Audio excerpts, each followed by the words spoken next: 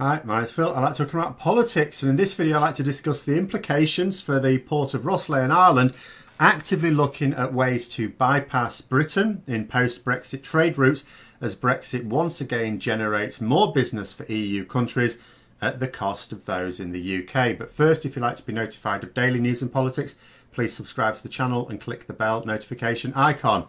So, Brexit of course generates a number of problems, not least of which is in the trade of goods. One of them is, well, the UK, particularly England and Wales, form a suitable land bridge between quite a few EU countries in Northern Europe, particularly Ireland, Belgium and the Netherlands.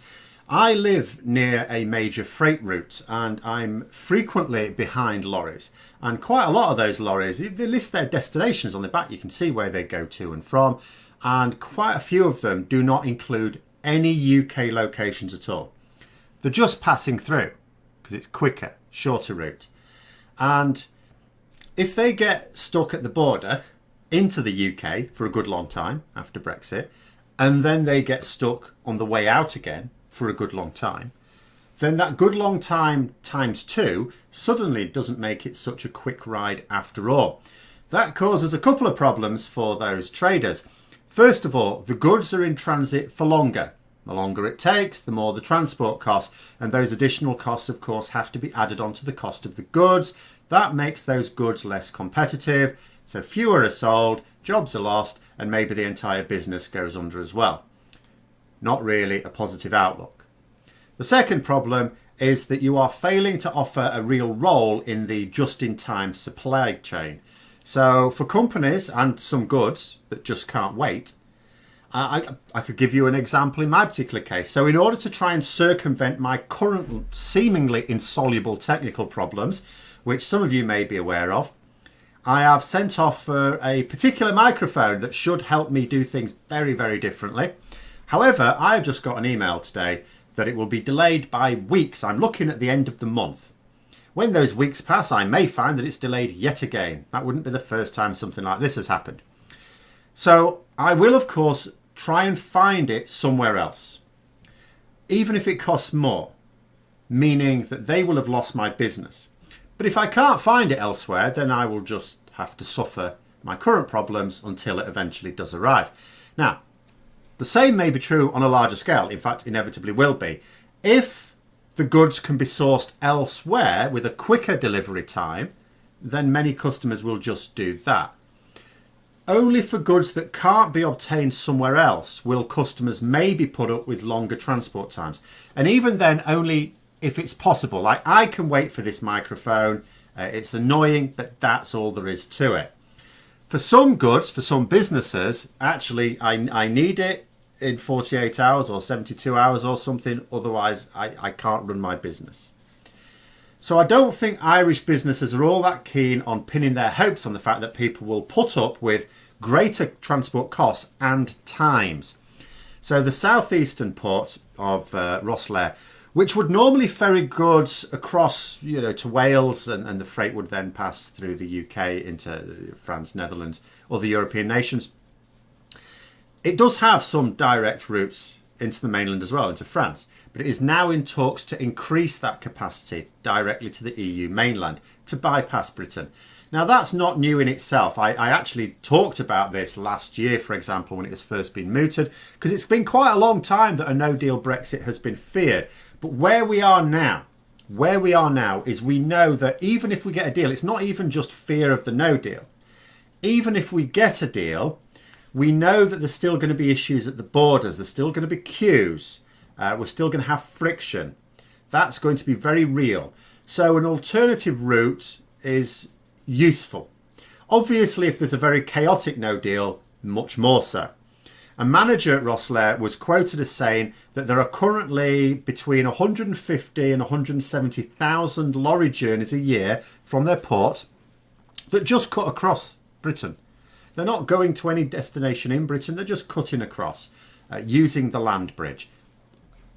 Out of the EU, into the UK, back out into the EU again. And he estimated that about a third of those could take the direct route to the mainland itself if border issues cause problems. This isn't necessarily the day after Brexit. They'll wait and see how it's going to work. If it's very bad, then we need this extra route.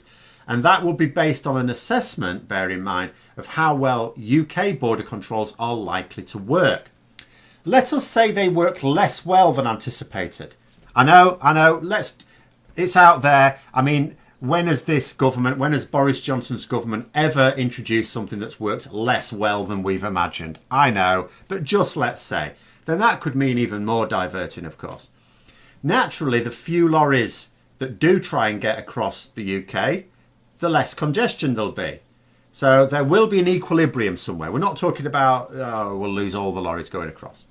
We just don't know where that equilibrium point is, but we do know that it will be tens of thousands of lorry journeys currently passing through Britain and using British businesses on their way past that will now bypass us altogether.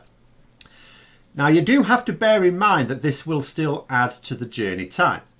It doesn't necessarily save all businesses, not just like, oh, we did go through Britain, now we'll just go down there, it's fine, it's all okay. The reason why they go across Britain at the moment is because it's quicker. It would take longer to go around. But the current journey they take is off the menu. That's not a possibility come the end of 2020, under any circumstances. Exporters are now looking at a scenario where it could take less time to ferry south into France, drive across through Belgium into the Netherlands, than just to cut across Wales and England. That is what our shambolic border preparations mean in real terms. And for the xenophobic, unfeeling Brexit supporters, that might not be their concern. Well, what you're talking about, Phil, is a problem for Irish businesses, and Dutch businesses, and maybe Belgian businesses, Danish businesses. Doesn't affect our businesses. Sodom. Except that is, of course, not true. And I don't mean in terms of the difficulty of our own dysfunctional border arrangements going to cause problems for exporting British goods. That's clear, but nothing to do with how an Irish port is going to manage its affairs in a few months.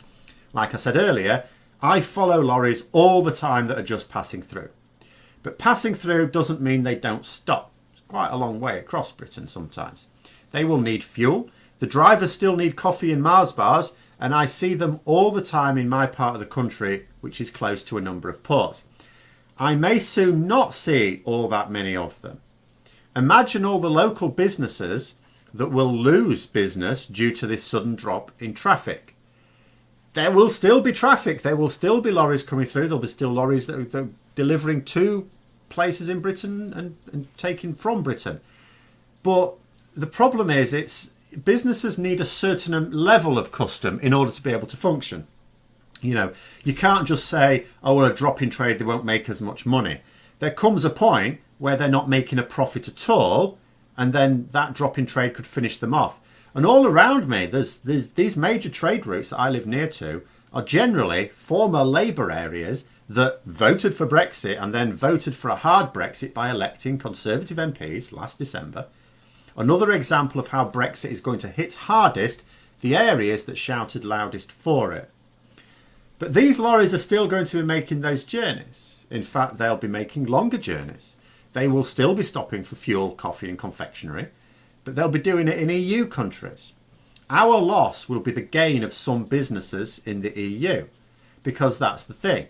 Brexiteers might try to argue that there will be winners and losers as a result of Brexit. Sure, some businesses will go under, but others will flourish. But that only seems to be true in the EU. This is a case in point. This shambolic Brexit is still bad for businesses that used to transport their goods through the UK. They are going to have higher transport costs and times. This extra route isn't going to stop that. It will just make it better than trying to get through difficult border arrangements in Britain. It will still affect their competitiveness negatively. But other businesses will gain from the increased traffic past their doors. So Rosslare, I gather, currently does have direct trade routes to mainland EU 3 times a week, and it's planning on increasing that to 6, which of course is a lot of extra traffic expected to be going through EU countries, exclusively EU countries, missing Britain out altogether. That is inevitably EU-based businesses gaining from the increased custom of maybe double the number of lorries, you would assume, if it's double the number of days. Now, where is the gain in the UK? For example, in abandoning musicians yesterday, the Chancellor, Rishi Sunak, suggested that, well, what you should do is you should retrain to do other jobs. Oh yes, I asked. Like what? What sector of our economy is currently crying out for retrained musicians then? What sector of our economy is actually shedding jobs like a dog dumping its winter coat? Because that's all I see at the moment. Job losses in this sector and that sector and the other sector, jobs going abroad.